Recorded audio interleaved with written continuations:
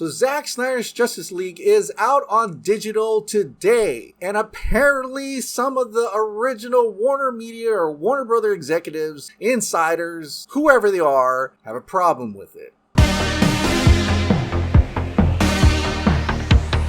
Hey, welcome back to the Ping Pong Flix. My name is Chris Wong. Yeah, it's a little bit of a casual setting and a casual video for me today as I am at home. And there was this article that came out late last night that was trying to belittle or diminish the release of the Snyder Cut on digital today. Rolling Stone, exclusive, fake accounts fueled the Snyder Cut online army. A Warnermedia report reveals that bots and other inauthentic users bolstered the fan-led campaign for director Zack Snyder's Justice League do-over. Right off the bat, this is strange. The movie's out over a year already, and why are we talking about this now? Especially the timing of it and being it released to the public the night before the digital release of the Snyder Cut. You know, a movie that's already out on HBO Max, a movie that you have a physical copy of. What's the point in all of this? Now, a lot of this article I'm not going to read at all because you've already heard about it. You can probably look it up yourself if you need a rehash of the events leading up to today. But there are a few things in here that actually clarify certain things like Jason Kylar and his position about the Snyder Cut. In fact, it shows that leading up to the actual release of the Snyder Cut, he was in full support of the movie. After Snyder screened the 214-minute version at his home right before the March 2020 COVID lockdown, HBO Max executive Bob Greenblatt greenlit the project, a move signed off on by new Warnermedia CEO Jason Kylar. Around the same time, Kylar agreed to give Snyder $60 million for post-production and special effects work. Kylar overruled Sarnoff and allowed Martian Manhunter to appear in the Snyder Cut. Now that part, I didn't know that they didn't want Martian Manhunter in the Snyder Cut. Apparently they said they had plans for the Martian Manhunter in the future, which currently we don't have any plans for Martian Manhunter, so that's kind of weird. Suffice to say, we still don't even have plans for Green Lantern either, so what gives? But anyway, basically Jason Kylar actually did help get the Snyder Cut release all the way up to the point of when it actually released. Now the headline of this article is about fake accounts, fueling this movement to release the Snyder Cut. According to two reports commissioned by Warnermedia and recently obtained by Rolling Stone, at least 13% of the accounts that took part in the conversation about the Snyder Cut were deemed fake. Wait, hold up. 13%?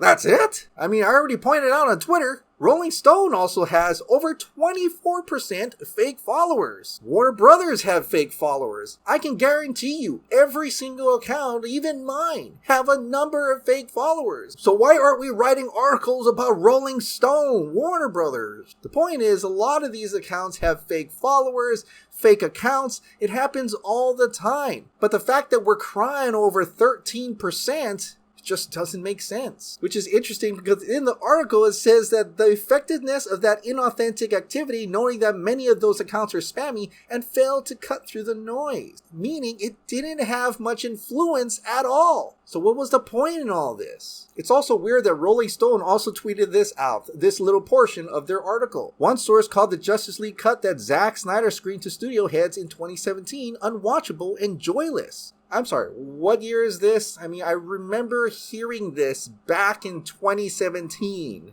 Like, seriously, the Snyder Cut is already out. Zack Snyder's Justice League has been seen by virtually everyone. Or at least it can be obtained to watch by virtually anyone. And if you put stake in Rotten Tomatoes, this is the score. 2017 Justice League, 39% on Rotten Tomatoes, 68% audience score. Compared to Zack Snyder's Justice League, 71% fresh tomato and 94% audience score. Why would you bring up a source that said that this version of Justice League is unwatchable and joyless when ultimately this version is way better than the other version and people have already seen it? What's the point? This verified user said it best. We at Warner Brothers were fooled by Twitter bots into releasing a huge hit movie that improved upon the first steamy pile of shit. So you're saying a multi-million-dollar company was tricked by some Twitter bots into releasing a full-fledged movie that ultimately was better than the movie that they made back in 2017.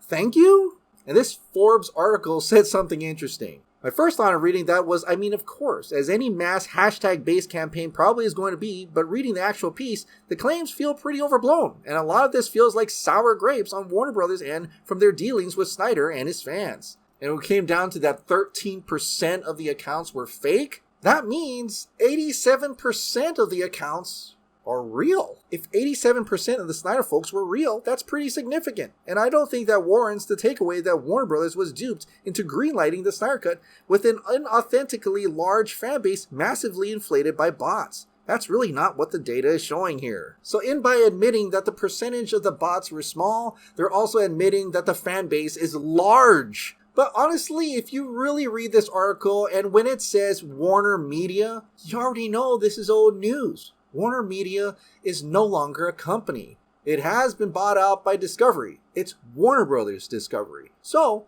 what did Warner Brothers Discovery have to say about this? Direct from Rolling Stone, a Warner Brothers Discovery spokesperson declined to comment, as this matter predates the current leadership and new company. There you have it. Warner Brothers Discovery wants nothing to do with all the drama that came before them. This is old news. This is a bunch of Warnermedia or original Warner Brothers regime, insiders and sources, maybe even execs that's no longer with the company, that is just crying the Snyder Cut has come out. Which makes me believe that this article was probably written a while ago and they're just following up with newer details because the Snyder Cut Digital is coming out and there are a few favors to pull in to try get this out and diminish the Snyder Cut coming out on digital. In fact, it's funny because it quite did the opposite. It actually fueled people to actually buy it on digital. People are online sharing their purchases, their receipts, that they are not bots, that they're real people. This kind of actually backfired. In fact, I probably want to thank them for putting it out there and getting people all riled up to actually add more noise,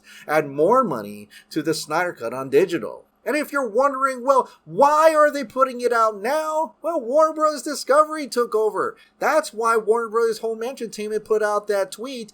Now, this does not necessarily mean that Warner Bros. Discovery is going to restore the Snyderverse. I think any decisions on the future of DC Films is going to depend on the new DC Films president, the new quote-unquote Kevin Feige for DC Films. And until then, it's very difficult and very hard to tell what is the direction on DC Films. But for the time being, if you are a fan of Zack Snyder's Justice League, Snyder Cut is on digital today. So if you want to prove that you are not a bot, go out and get yourself a copy. In fact, if you want, throw a few bucks into the American Foundation of Suicide Prevention. It's kind of a synonymous thing that goes with the Snyder Cut. Zack Snyder even references that in the article. For his part, Snyder says, as an artist, it was fulfilling to be able to finally see my vision realized after such a difficult time in my life and for it to be so well received. I am grateful to both the fan community and Warner Brothers for allowing this to happen. To dwell on negativity and rumors serves no one. Referencing various charitable causes to which the Snyder Army has donated funds, he adds, if this is indeed a balanced article, I hope that all the good work the fandom has done is being represented. Alright, what did you think about that article, and did you yourself get a copy of the Snyder Cut on digital? Share your thoughts in the comments down below, and also we'll include a link to the American Foundation of Suicide Prevention pinned in the comments.